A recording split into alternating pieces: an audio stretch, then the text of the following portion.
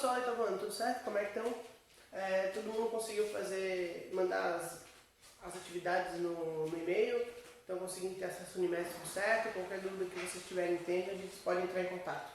Essa semana a gente começou as nossas assistências via o aplicativo do Zoom.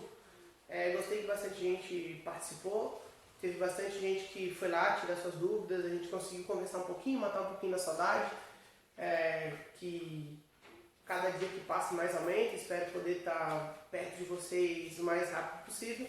E hoje a gente vai começar o capítulo. Como a nossa aula prevista de hoje, de quarta-feira, seria uma aula, eu vou dar um trecho do capítulo mais curto para que na aula de sexta a gente consiga prolongar um pouquinho mais.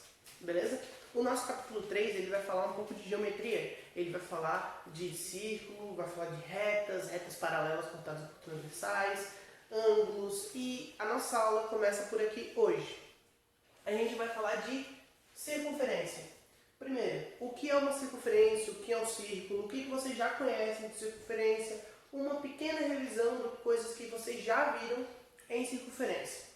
Claro, essa fórmula aqui não é novidade para vocês já devem ter visto ela no sexto, no sétimo, vão rever no oitavo, a gente vai ficar trabalhando com ela bastante.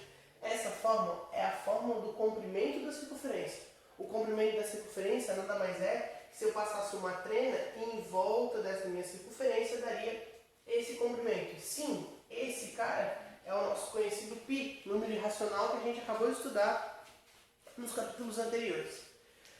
Para a gente falar de circunferência, a gente vai ter que conhecer os elementos da circunferência.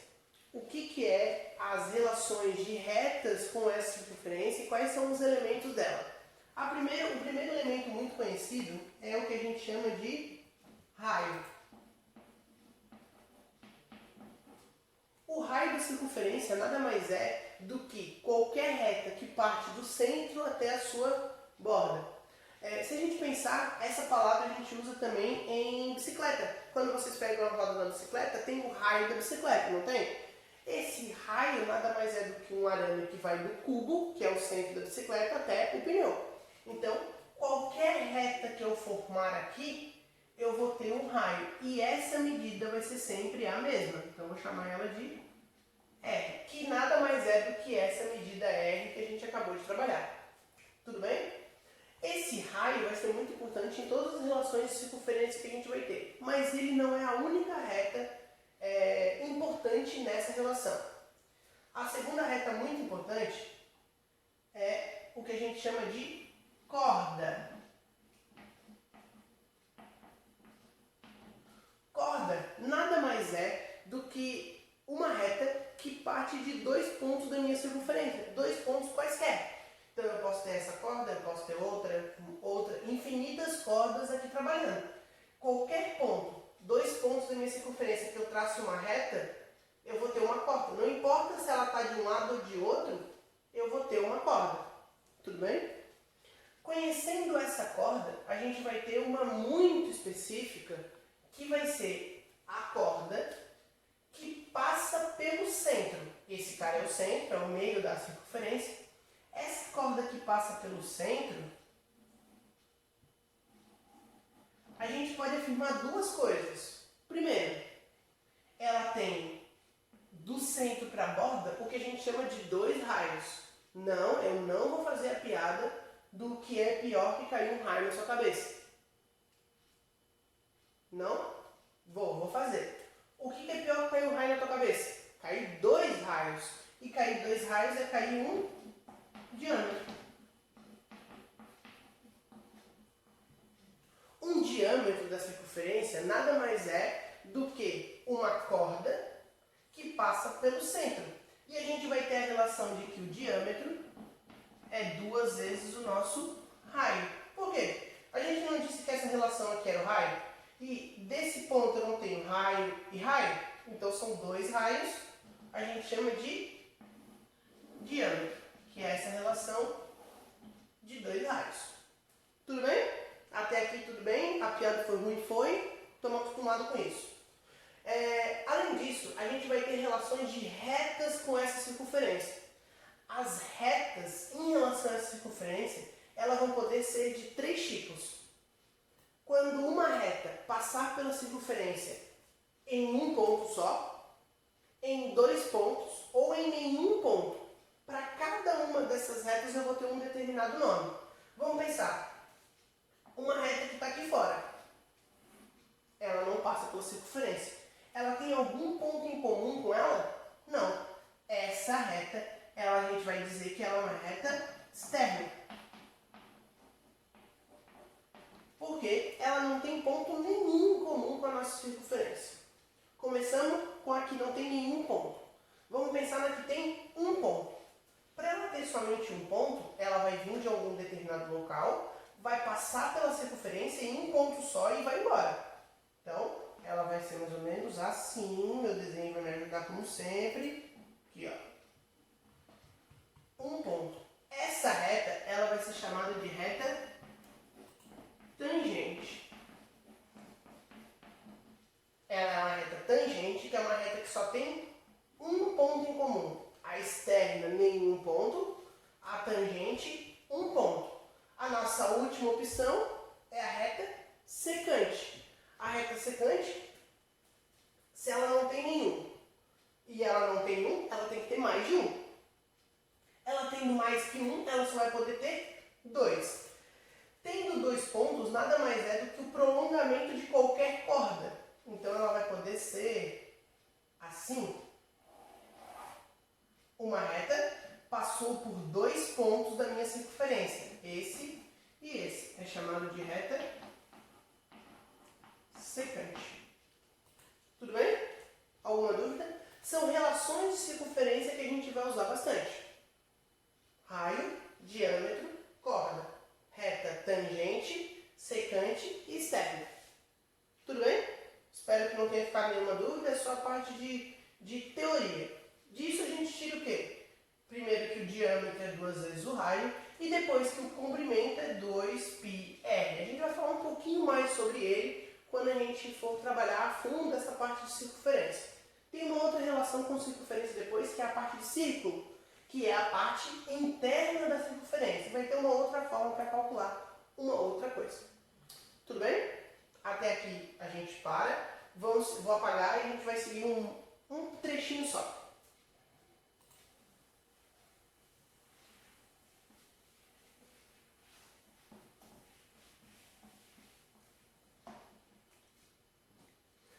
Quando a gente tem uma circunferência,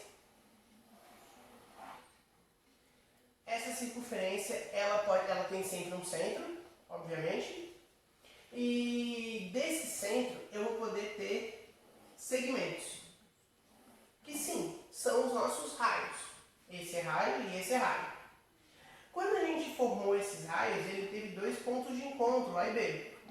Ao ter 2 pontos de encontro, a gente tem o que é chamado de arco da circunferência.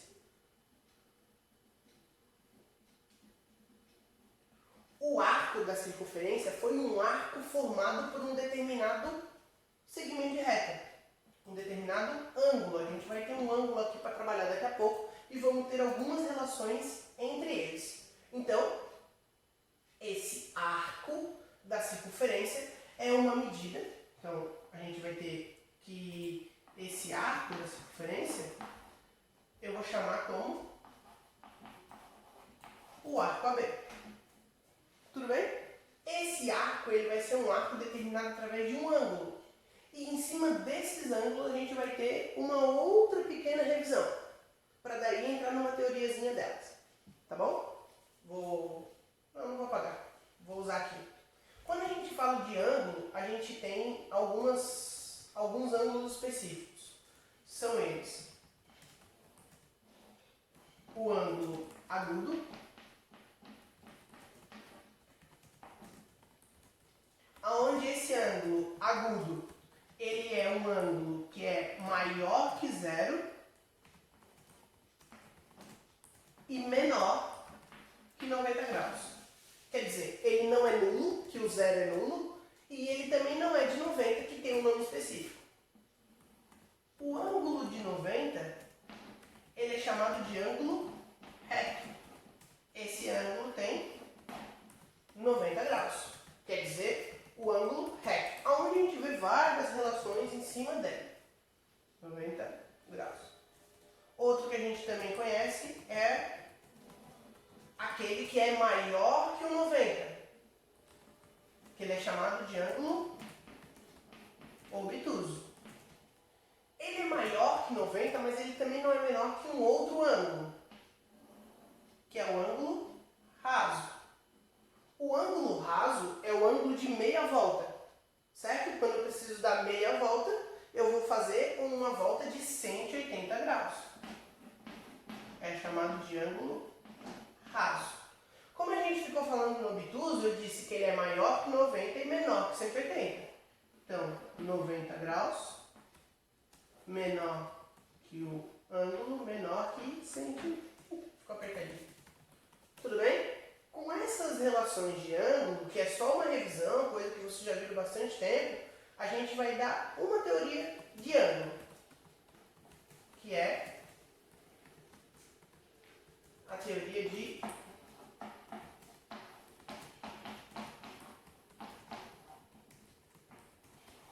bissetriz. Bissetriz de um ângulo nada mais é do que uma reta que divide o meu ângulo exatamente no meio. Por exemplo, eu tenho aqui o meu ângulo AOB, certo? O meu ângulo AOB. A bissetriz vai ser uma reta que essa reta divide o meu ângulo exatamente em duas partes iguais. Em duas partes iguais. Na teoria, é isso. Na prática, é mais fácil ainda. Vamos para dois exemplos. O primeiro, digamos que eu tenho aqui um ângulo e esse ângulo mede 70 graus.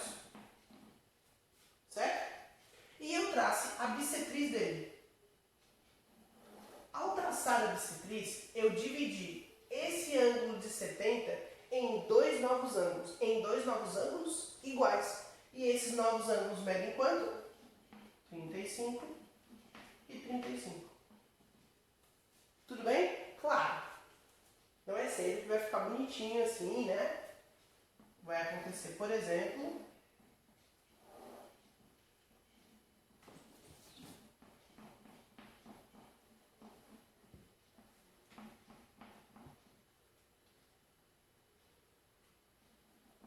isso.